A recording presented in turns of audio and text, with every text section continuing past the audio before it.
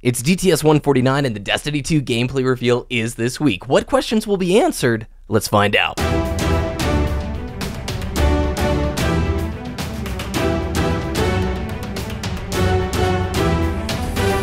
You're listening to Gary the Show.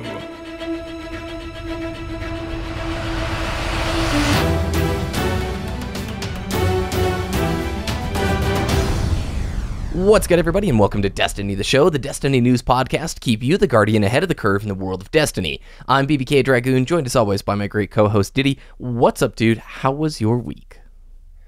The week's been great. I'm doing fantastic. The air quality has apparently been very bad recently. I've had an air quality alert on my phone for the last 3 days, so trying to stay inside because it's also getting kind of hot outside. So we're staying there, staying inside, reading up some Destiny lore, which we'll talk about a little bit. And very recently, this morning actually, we finally got a garage for Sanic's new car, right? Yes, so no hail damage anymore, right? So no more hail damage, yes, and to protect it from the elements, of course. We went out for a drive today in the new car, and when we got back, there's just a truck parked in front of our garage, so we can't get inside. No. And the apartment complex management took the day off for Mother's Day, so that was super frustrating. So we left a note on the truck. I wanted to kind of like bounce on top of the truck to kind of let the siren or alarm go off to notify them. But it's Mother's Day. You restrained yourself. You're like, but, no. I restrained myself. The note was very, very, very polite.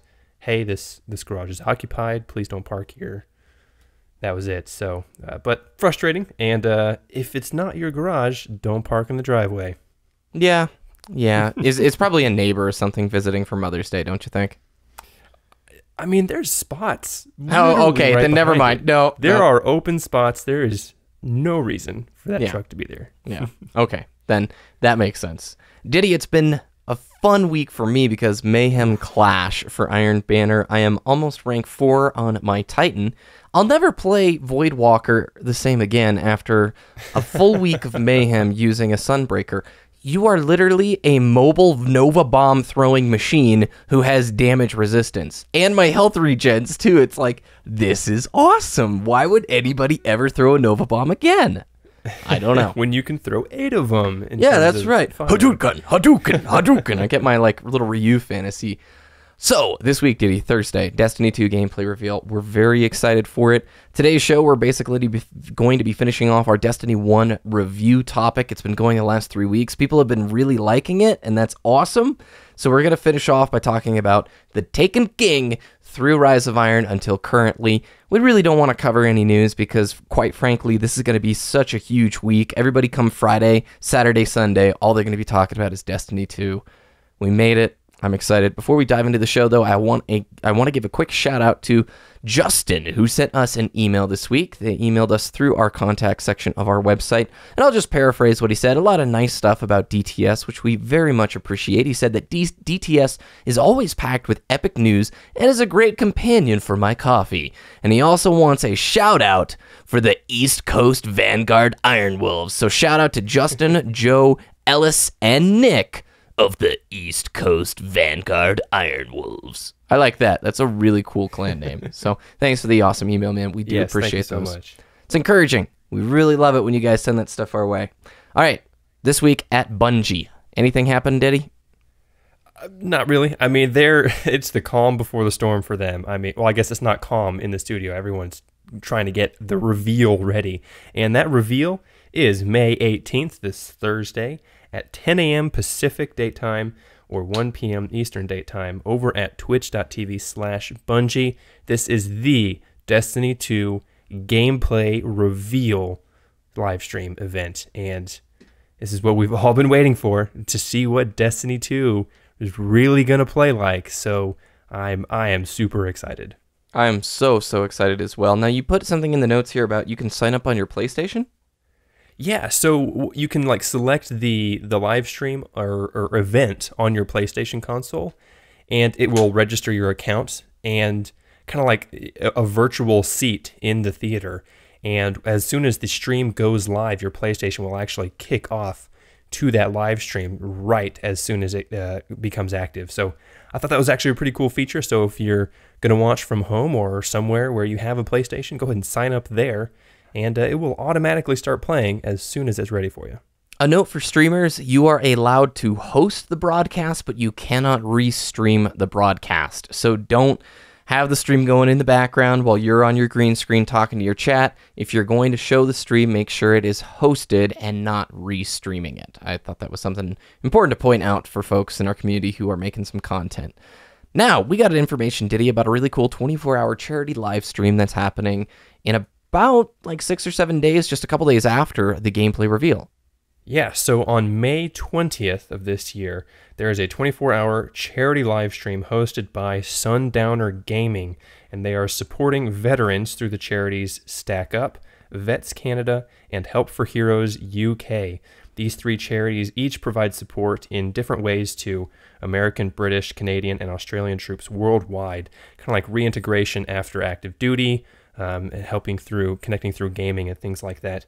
You can find more information about the charities and this event over at their website, which is sundownersgaming.com/charity, or you can follow them on Twitter at sundownergaming. That sounds awesome, dude. This community working again towards some very rock-solid initiatives. We'll have a link for this on our website, destinytheshow.com, but once again, on Twitter, you can follow them at sundownergaming. All right, Ditty, talk to me about Destiny's story. You know, with the gameplay reveal coming up this week and Destiny 2 right around the corner at the end of this year, it's a pretty good time, I think, to really get to know the story of Destiny. Learn the lore behind Destiny 1. And I know I've talked about this a lot in past episodes, that I need to learn more of my Destiny lore. Well, there have been multiple community efforts to teach people the lore of Destiny, but here they are finally compiled into one very easy to reference and easy to read source over at the Seraphim Archive, and that is seraphimarchive.com. This community member, we'll also link a Reddit post kind of talking about everything that went into creating this website. It's just the story of Destiny, right? In a very easy to read location. You have things like one of the first links is the prologue of Destiny. What's happening before the events of Destiny that we're playing today? So all of the backstory to all the characters or to all the things in the universe of Destiny. So we'll learn about the ancient past, which is like the Books of Sorrow. I actually read through the Books of Sorrow today for the very first time, start to finish. Learned all about that. Then it goes into pre-Golden Age, and that's the time before the Traveler enters our system. Then you have the Golden Age after the Traveler arrives. Then you have the Collapse, the Dark Age, and then the City Age, talking about the Iron Lords, Guardians of the City, the Great Ahamkara Hunt, those kinds of things that are referenced in Destiny, but we don't actually play through in the story missions. And then, of course, there's also sections that are like the current story of Destiny, like what we play through, and then looking ahead into Destiny 2. So I think those things are really great reference tools for people who want to learn, or I think you really should learn the story of Destiny and just the universe of Destiny from the Seraphim Vault, or Archive, excuse me. Yeah, this is an awesome website. It's really well organized. I think the way he's put it together with different pieces of artwork from the game all work together in this nice synergy of an experience that I want to engage with. So we've got 4 months, Ditty, until Destiny 2. More than enough time to go through here, read, learn, get a really good set of background knowledge of the workings of the Destiny story, so that every event in Destiny 2 will have that much more meaning and significance to the player who is well versed in this. I want to go through this because I remember with World of Warcraft, its lore is so expansive and huge, and it was very intimidating to actually get invested in. But I remember I had one of those free months to audible.com, so I got one of the World of Warcraft books that was in between the Mists of Pandaria expansion and Warlords of Draenor. And it was so cool because when Warlords came out, there was 1,000,001 things happening that I knew about from references within the book. And it created this much grander story arc and had a whole lot more significance. And I'm sure that's the way Destiny and Destiny 2 will be. If you have no idea, like me, about most of the story of Destiny, getting this background knowledge is going to make everything in Destiny 2 have that much more meaning and weight, right? Yeah, exactly. And the great thing about this website as well, it doesn't just have paragraphs and paragraphs of the lore. At the end of each post, it actually references other community content creators like Bife. Bife is the lore expert pretty much in Destiny. References his videos on the topics as well. So it has that integration across all the different community members and sites and references throughout the internet. And I think that's really great because you can read something and then someone can tell it to you in a story, has graphical augmentation or, that reference alongside the story. It really helps you learn and visualize things a little bit better. Gotcha. Awesome. Well, I'm going to be checking this out later today. All right, Ditty, let's continue with our topic of Destiny 1 review. So a few weeks ago, we talked about our favorite memories from the beta into vanilla, Dark Below. Last week was House of Wolves, and now it's the Taken King. It's September. We just hit the Dreadnought and began what I think for me was probably some of the most fun 2 months of Destiny ever. I have a really hard time deciding if House of Wolves was my favorite, just because, like, community-wise, things were popping off. But from a gameplay perspective, the Taken King really felt like the homecoming for Destiny, or the title update that it needed, because the quest system that was introduced right before was so brilliant. And people don't remember pre-TTK Destiny UI or how quests even really existed in the background. It was nowhere near as organized as it was during the Taken King, right? Yeah, no, it wasn't. Taken King really gave us good reason to play the game day after day to get, worthwhile gear. Even though they left a lot of the year one weapons behind, that's when they kind of redid the light level system for Taken King, and left a lot of things behind, like the Galahorn, like the Thorn, those things. But it reintroduced so many more desirable pieces of gear through the quest lines, and I thought it was really great. Really great, like you said, really great title update that it needed. Now, one of my favorite things that stands out from the initial few weeks were those secret timed daily missions. Yes. Those were so special, and I wish we had like 30 more of them, because what a complete gift to all of the Easter egg hunters in this community to just start banging their head against the wall in all of these daily missions to see, is there some secret we can unlock to get a weapon, right? The first time you got your is the spindle, right? Yes, the black spindle. Mm-hmm. Yeah, the first time people discovered it, Reddit freaks out. I'm at work, you're texting me, the whole Discord's blowing up, and we're all trying to put groups together that night to go after it because, hey, we don't know when this daily mission's going to be back next time. That was an amazing, amazing idea, and I have a feeling Luke Smith played a big role in that. Yeah, I mean, like you said, it's a story mission. It's a daily story mission that you play start to finish. Okay, cool. I got my legendary marks or whatever. But then, someone thought, what if I go this way? This is where the Tannic Strike goes, and this door is open. What's going to happen if I do that? And they discovered the secret ending, and they acquired the Black Spindle. And it was no one talked about it at Bungie. Bungie didn't even hint that this was a possibility. And like you said, every week or every time that a new story mission came up as the daily, they're like, okay, what's the secret with this one? And the legend himself, I remember he posted a video, how to solo the Black Spindle, because there were LFG posts, Black Spindle story mission, must be 400 light. I know that wasn't the light level back then, but just being hypothetical here. But he was like, you don't have to have a fire team. You can just do it by yourself by doing this. And he's just god tier PvE. So, I mean, no one can follow in his footsteps. Yeah. And I also remember I liked the story in the campaign of the Taken King. I felt like there was enough there to keep you engaged for a decent amount of time, for Destiny 1 standards, of course. And then after you completed the main story, you still had a bunch of breadcrumb quests to go after that took a decent amount of time. Now, they weren't always the most engaging things, like go to Venus Patrol and do this stuff that's sort of mildly entertaining for a bit, and then go and yeah. Oh, the sword quests were brilliant. I mean, the sword quest was very long, very grindy, but worth it, right? Yep. Raise Lighter, Dark Drinker, and the Bolt Caster. I think that's the name of it. The one that I don't have.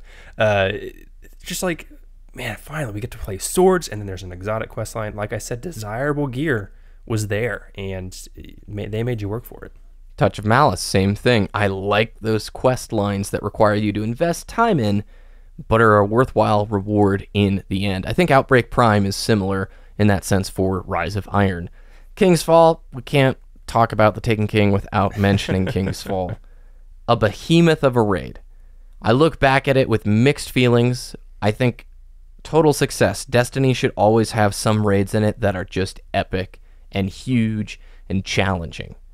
But I also have a little bit of disdain for it because connection-wise, so many problems, at least with my raid groups, and the final Oryx fight, the platforms, things not spawning, just tons of weird, wonky connection stuff happening where you're deep into the fight, everybody's execution is on point, but the ogre doesn't spawn out of the pool. And you're like, why? Why?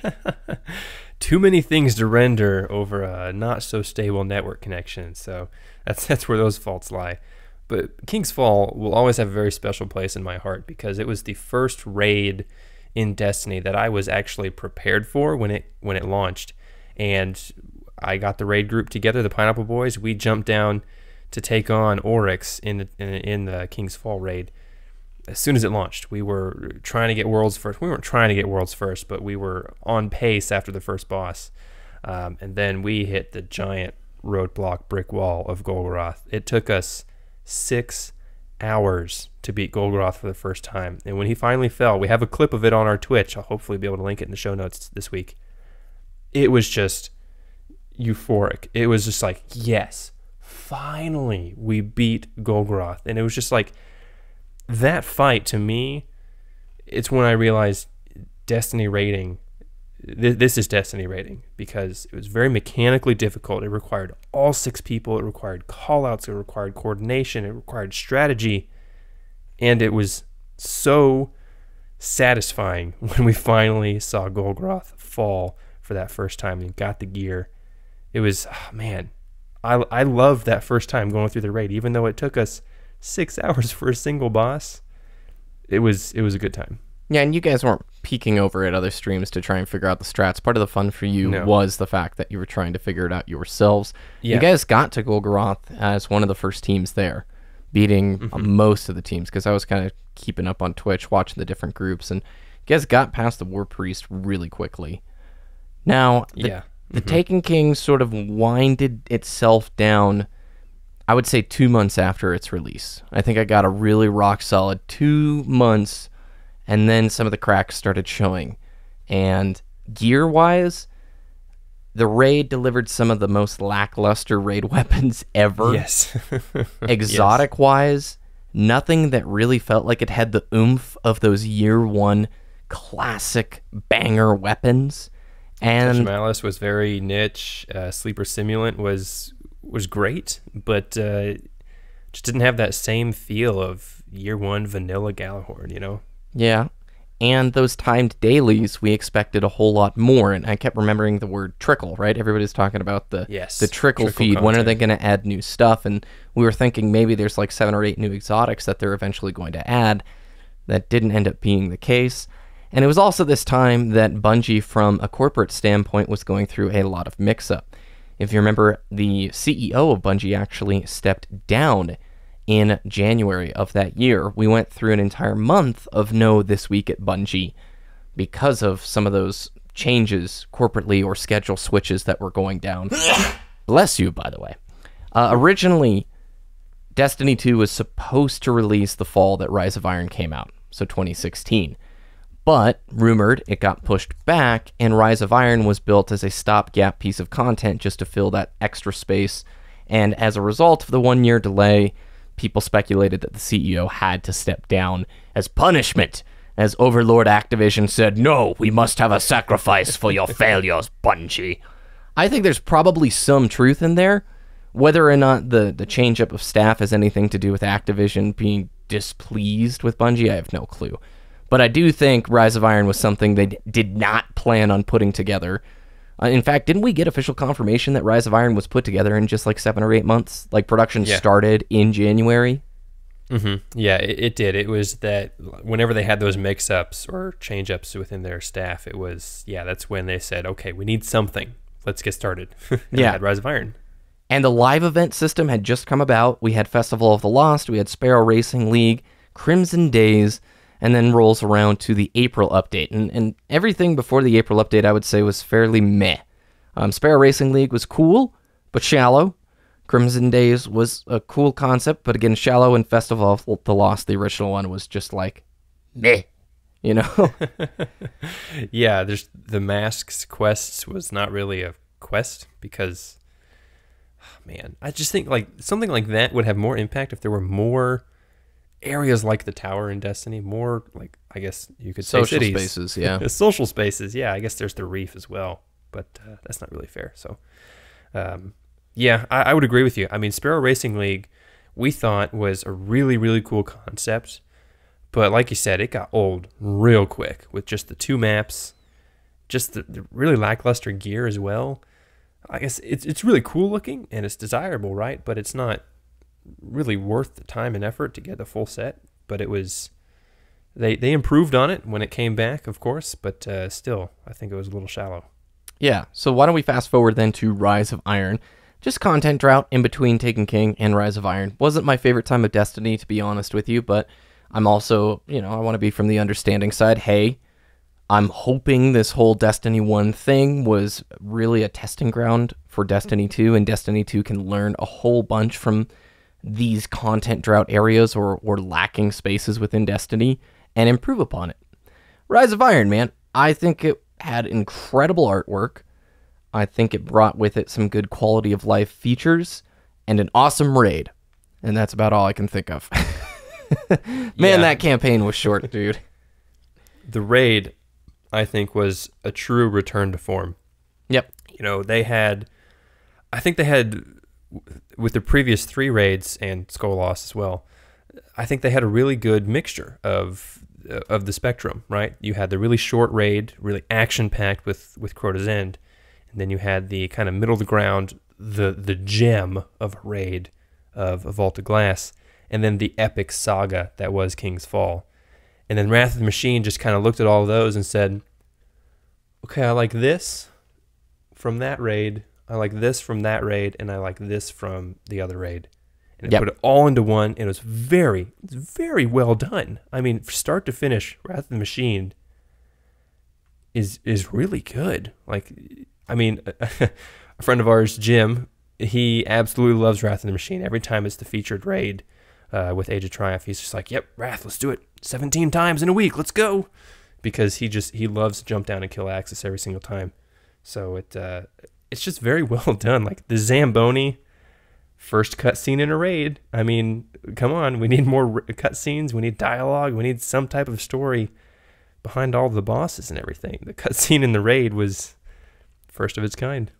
Yeah. No, it was fun. I think they did a good job. I'm kind of waiting for the documentary in 5 years that we get where Bungie is, or maybe it won't even be that long. But you have all these Bungie devs going, we did the best we could with that trash can of an engine. I really just want to hear about the struggles and challenges, like just an honest look inside pre-production Destiny 1. What happened to the story? What happened during those big staff shakeups? Why was the engine so challenging to work with? Why so many limitations on vault space, that kind of stuff. And I know they can't talk about it currently because you can't damage the reputation of the franchise or the game, and they may not be able to talk about it for a decade or whatever. But I really want that inside honest look at why things were the way they were. Overall, I got a ton of great value out of Destiny. I think it's an awesome game. We're huge fans of it, but we also like to talk honestly about our experiences and our feelings because we know many of the listeners share those sentiments that we do, right? Yeah, I'm going to agree with you 100%. I mean, if we weren't fans of the game, we wouldn't have bought it on both consoles and multiple DLCs for each console and paid for online services for those consoles to play Destiny. You know, it's one of the main reasons I got a PlayStation to start was Destiny. It came out on PlayStation first. You know, it had the alpha, had the beta before Xbox ever touched it. And I love this game, man. I've got over, I think, 1,200 hours across both consoles. Some of you are probably like, wimp. Hold my beer, Ditty. Yeah, exactly. I know we're going to have a couple of our friends say, let me tell you something about playtime, son. Yeah. But I think the time that I've put in and the content that has been put out, I think I've got my money's worth, 100%. Easily. Yeah, and I'm thrilled. I'm really excited to see what's going to happen with Destiny 2 this Thursday. I am a bit curious, Ditty, because I'm trying to do a challenge over on the PlayStation, right? I'll talk more about that challenge if it turns out to be successful or not on the show a little bit later. But I was looking to buy Rise of Iron. I don't have Rise of Iron. I have up to the Taken King on the PlayStation, but I never bought Rise of Iron. It's still $30. And I'm just sitting here going, the Legendary Edition is $40 right now. And you're telling me Rise of Iron is still $30? Why? Why have they not released a digital complete battle chest version for $20?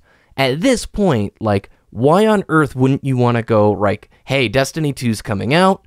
We want you to try Destiny 1. So get the entire experience, enjoy it this summer, $20. Why? The game's going to be deader than dead in 4 months.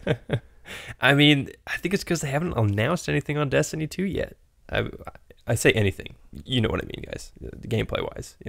I think halfway through the summer, you'll see that price cut for Destiny 1 to kind of prep the fields for Destiny 2. So keep your eyes out. All right, man. That was a lot of fun just talking through our memories and experiences of Destiny 1.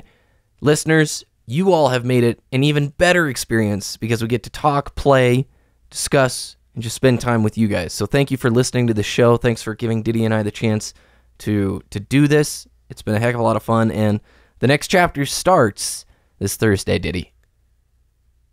I can't wait. I cannot wait. I mean, work knows that this is happening, so I'm probably going to take an extended lunch that day. So I get to learn all the details.